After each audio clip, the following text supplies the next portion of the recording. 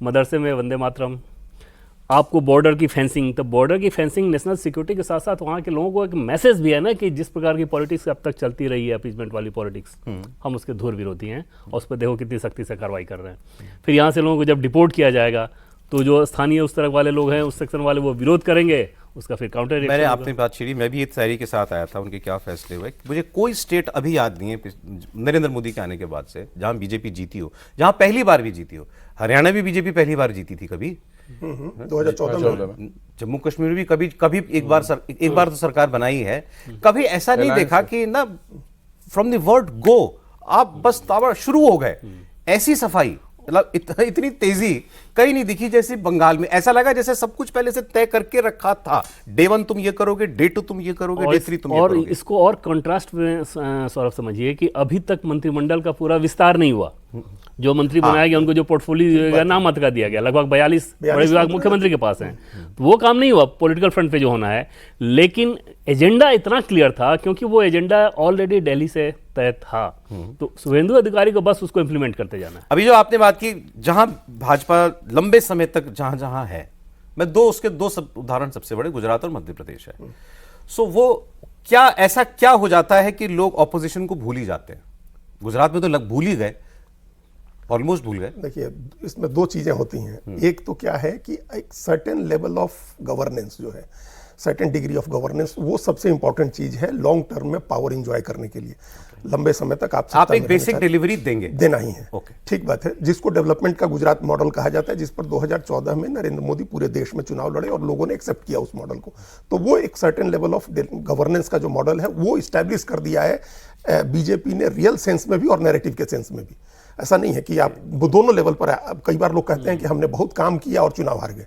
क्या कि हम बेच नहीं पाए अपने काम को। हम लोग सबसे उसको क्लासिकल एग्जांपल मानते हैं 2004 के चुनाव में अटल बिहारी वाजपेयी का हारना और चंद्रबाबू नायडू का आंध्र प्रदेश में हारना। उन्होंने बहुत काम किया था, चंद्रबाबू नायडू ने वहाँ बहुत काम किया था, लेकिन चुनाव हार गए थे। तो ये कहा गया कि हम सेल नहीं कर पाए अपनी उपलब्धियों को।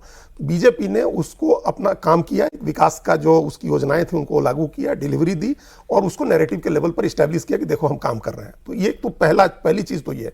दूसरा क्या है, ऑर्गेनाइजेशनल स्ट्रेंथ जो है वो सबसे इंपॉर्टेंट चीज है। दूसरा सेकंड इंपॉर्टेंट चीज जो बीजेपी ने जिसको साध लिया है। आप एक बात समझिए सौरभ जी की जो डेमोक्रेटिक प्रोसेस है ना, उसको आप डिफाई नहीं कर सकते, उसको पास नहीं कर सकते आप चुनाव जीतने के लिए।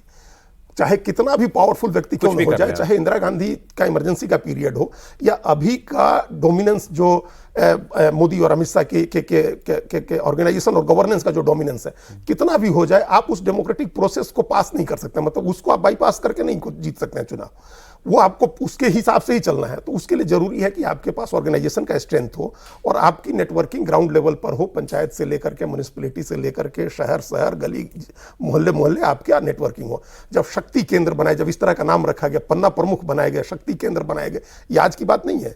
और एक समय था, आज तो कम हो गया, नहीं तो एक समय था जब हजारों हजार पन्ना प्रमुखों की बैठक को अमित शाह संबोधित करते थे। तो आपने जो नेटवर्किंग की, जो ग्राउंड लेवल पर अपना ऑर्गेनाइजेशनल स्ट्रेंथ खड़ा किया, जो अपने ये दूसरी चीज। दो बात हो गया, आपने कहा बेसिक गवर्नेंस और दूसरा ऑर्गेनाइजेशन, और दूसरा ऑर्गेनाइजेशनल स्ट्रेंथ, उसकी नेटवर्किंग और चुनाव लड़ने की मशीनरी का डेवलप करना। ये एक सेंट्रल, जो पहले बोला ना हमने कि सेंट्रल नैरेटिव एक हो गया और ये केंद्रीय ताकत हो गई बीजेपी की। उसके अलावा स्टेट टू स्टेट वेरी करती है उसकी जो टैक्टिक्स होती हैं। स्ट्रेटजी और टैक्टिक्स समझते हैं ना कि स्ट्रेटजी है, ब्रॉडर स्ट्रेटजी जिसकी हम लोग अभी बात कर रहे हैं। उसके बाद स्टेट टू स्टेट टैक्टिक्स उसकी वेरी करती है। वो टैक्टिकल लड़ाई होती है ग्राउंड पर चुनाव के समय कि कहां हमको अति पिछड़ा साधना है, कहां अगड़ा ले आना है, कहां किस तरह से मुस्लिम, वो फिर इलेक्शन टू इलेक्शन आपको वो फिर स्टेट टू स्टेट वेरी करता है। हर स्टेट में एक साइज का जूता नहीं फिट किया जाता है, एक पैर हर पैर में एक साइज का जूता, वो state to state vary. Basic टू आपने बता दिया। ये दो काम बेसिक हर स्टेट में करते हैं और इसी की वजह से लंबे समय से बनी। इसमें एक तीसरी चीज गुजरात में जो सबसे इंटरेस्टिंग है वो मिसिंग है, वो फेस। आप कोई कहेगा कि गुजरात के लिए कौन से चेहरे की जरूरत है जब नरेंद्र मोदी और अमित शाह, ये बात ठीक है, लेकिन एक स्टेट लेवल लोकल लीडरशिप भी होती है भाई। अब मोदी जी तो ये कभी नहीं कहेंगे कि मुझे गुजरात ज्यादा प्यारा है उत्तर प्रदेश से किसी हरियाणा से, ये तो कभी नहीं कहा जाएगा। वो जोर भी सब जगह ही लगाते होंगे। वहां पर पूरी की पूरी सरकार बदल जाती है, सारे मंत्री बदल जाते हैं, मुख्यमंत्री कई बार बदल जाते हैं, कोई फर्क नहीं पड़ता। आपने मध्य प्रदेश जैसे स्टेट के अंदर इतना बड़ा एक्सपेरिमेंट कर लिया, एक बड़े चेहरे को हटा करके आपने, उस वक्त तो उतना मतलब कोई जानता पॉपुलर चेहरा नहीं था, आप वो ले आए, आप ये कर सकते हो और रिएक्शन नहीं होगा, सब कुछ ठीक चलता रहेगा। सो वो चीज किसी स्टेट में चलती है, किसी स्टेट में आपके पास बहुत बड़ा लीडर है। जैसे बंगाल में शुभेंदु एक फेस हो गए, अब अभी तो ये लगता है कि लंबे समय के लिए फेस बन गए। यूपी में योगी आदित्यनाथ लंबे समय के लिए फेस बन गए हैं।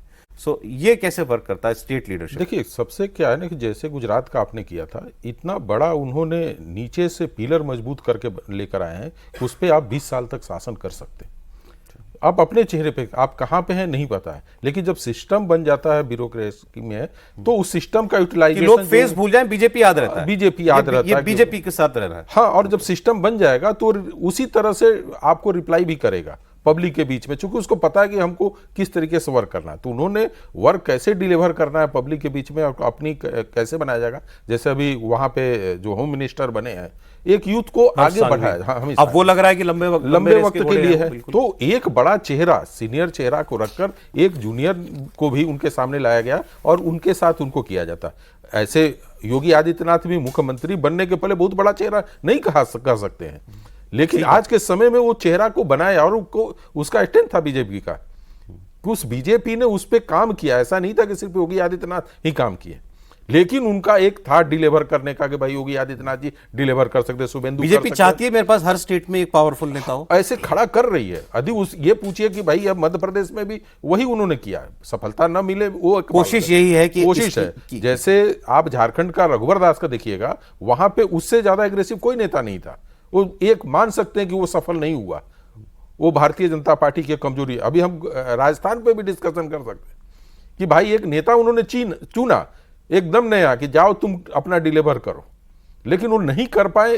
कर लेंगे, आपने डिक्लेयर कर दिया क्या? नहीं, डिक्लेयर नहीं कर, नहीं कर पाए तो ये तो मानूंगा ना। आज के डेट में नीट का सबसे बड़ा ज्यादा आंदोलन कहां हो रहा है? ठीक है, वही हो रहा है। कांग्रेस यदि आज के डेट में कोई भी आंदोलन कर रही है तो उसके लिए राजस्थान ही मिल रहा है। सो स्टेट लीडरशिप भी मैटर करती है, बहुत ज्यादा करता है। चेहरे के साथ अपने आप को, पार्टी का स्ट्रेंथ, और दोनों मिलकर जब आगे बढ़ते हैं तभी वहां पे पार्टी लंबे समय तो 3 बातें होगी, 2 बातें आपने बताई, तीसरी बात इन्होंने जोड़ दी। बीजेपी की सक्सेस के और लॉन्ग टर्म सस्टेनेंस के 3 पार्ट, एक बेसिक गवर्नेंस, दूसरा बेसिक डीप ऑर्गेनाइजेशन स्ट्रेंथ, और तीसरा स्टेट लीडरशिप।